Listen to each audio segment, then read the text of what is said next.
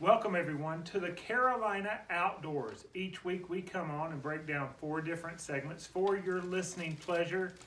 And it's a beautiful time to be in the Carolinas. The spring days that we've had thus far have been wonderful, and we are here to celebrate them. But we're also here to make mind of being safe when you're outdoors as well. And we'll talk a little bit about that on this segment of the program.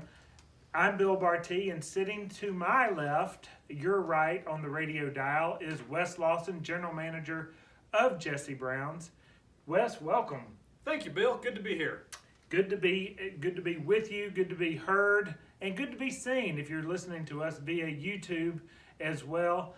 Don Yeager is out turkey hunting, I do believe, and a little bit of fishing during this pandemic quarantine that we are all going through. And that makes it something worth talking about. Of course, we hang our hats at Jesse Brown's through the week.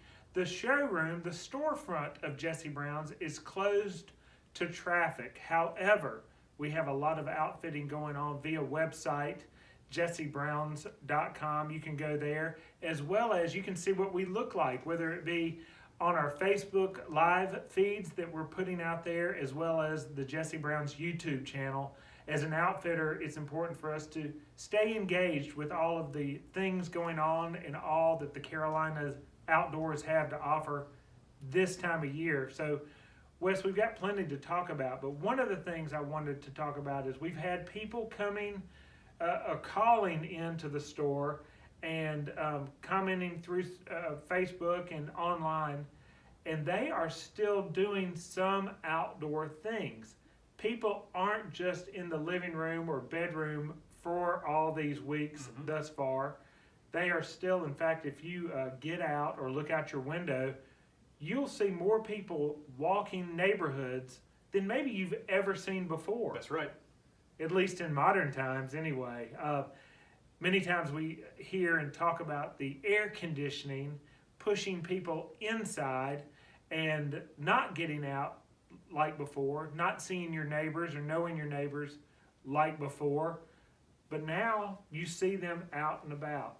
Now, no judgment, but physical distancing, social distancing, I don't like saying social distancing as much because you still can be social without being physically close, but the parameters that have been detailed by the WHO and the CDC and all of those letters is 6 feet. So if we're going to get outdoors, if we're going to go walk the neighborhood, maybe go for a hike on the greenway, maybe we're going turkey hunting, or maybe we've got a fishing trip scheduled, can we talk a little bit about how to continue to do those pursuits while still being safe in the world that we're living in right now? Yeah, I think we can. And if you're watching on YouTube, you'll realize that Bill and I are actually a pretty good distance apart. So we can do this recording and still be physically distant because we want to maintain that 6 foot or more distance. So if you're watching, you're seeing that. If you're listening, good for you. So, everybody's getting out now, and it's really great to see that. But as you're walking down the sidewalk in your neighborhood, you don't just want to ease out of the way for oncoming bikes and trikes and things. You've got to give them a 6 foot distance. And it's not just, in my mind, it's not just 6 feet from the nose on my face to the nose on your face. I might go 6 feet from my fingertip. And now we're talking about getting, possibly 9-10 feet away. If you're running, or cycling, when you're passing folks, you're also passing where they've just been breathing. So give them even wider space. We think about this 6 feet distant, but you're also passing through. So, when you see an airplane in the sky, that contrail behind them, kind of imagine that behind somebody. Or Pepe Le Pew from kids' cartoons, give them some space there. Bill, we do a lot of outfitting for fly fishing. Wait, Pepe Le Pew's for kids? Well, Bill, we didn't want to get too deep into that, but maybe it's time to throttle back on your Looney Tunes just a little bit. We've been doing a lot of outfitting for fly fishing. That's a great sport on your own or with friends, but consider when you're going on the trip up to the river, it's pretty much impossible to be in a family car and be 6 feet distant. It's fine when you're on the river, but it doesn't make a bit of sense if y'all are going to be shoulder to shoulder in the family truckster going up to the mountains. So we're going to want to think about maybe 2 cars or 3 cars, splitting up the group. And I know that's not the most efficient use of resources, but it's going to be the safest use of resources. So you may not go to your favorite restaurant if your destination fishing trip, and of course, delayed harvest is ongoing right now. We just had a fresh stocking in the North Carolina delayed harvest streams. March is over, if you didn't know, so April means that the hatchery supported streams are wide open and the fishing is fantastic. They have been stocked, but the social aspect that you're talking about, Wes, is something that we need to respect. We've been asked to respect, not just for our own health and safety, but for our loved ones' health and safety. But many people say, you know what, I've got to go turkey hunting. I wait for this every year, this time of year, to get out there. I've got to go. Or, you know what, it's trout season. It's fishing season. These beautiful spring days, I've got to go. We want to respect that and recognize that, but still enable you to do it safely, which means you cannot be as social maybe as you normally like to be during turkey season or the beginnings of trout season. It ends up being somewhat of a solo sport, or if you're doing it with a friend, your transportation is as separate as you can make it. And the celebrations upon that big fish being caught or that big gobbler getting got, there's still a respected distance between one another. Yeah, and so when you get to that destination, be it the turkey field or the trout stream or the bike trail, wherever you're going, one easy way to think about the distance aspect is, you know, the average car maybe isn't quite wide enough, but across the tailgate of a pickup truck or from the front tire to the back tire, that's a pretty good gauge. That's about how far we want to be across from each other. Now, if you're fly fishing, you should be farther than that anyway. And that should be an obvious one, but it's really when we wrapped up and we want to be, we want to reminisce and tell stories and have fun. You can still do that, just be farther apart. Now, the other side of this too is, you know, some of our state parks are now closed. Yes. So because of that, we need to ask everybody to respect that. Don't go to those parks that are closed here in Mecklenburg County. You can't play basketball or tennis and things like that. So keep that in mind. Don't go out there and violate those rules and laws because you need to be outside. Do all of this with regard to not just your health and safety and those around you and who will be around you later, but also, you know, am I allowed to be here right now? And if you are, great. Most outdoors folks are really good stewards of the land and the resources, so I don't want to be on a high horse about that, but I do want to remind everybody that some of the rules have changed even as recently as yesterday. Yeah, very fluid situation, and we recognize that here on the Carolina Outdoors.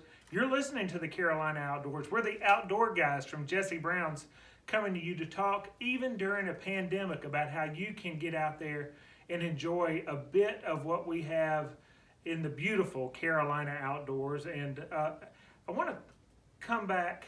I've got so much to talk about, being safe in the outdoors, and normally we're talking about gun safety or having our awareness during turkey season. Where is his blind? Where is her blind? Where is your blind as these gobblers come in, and equipment safety and all of that.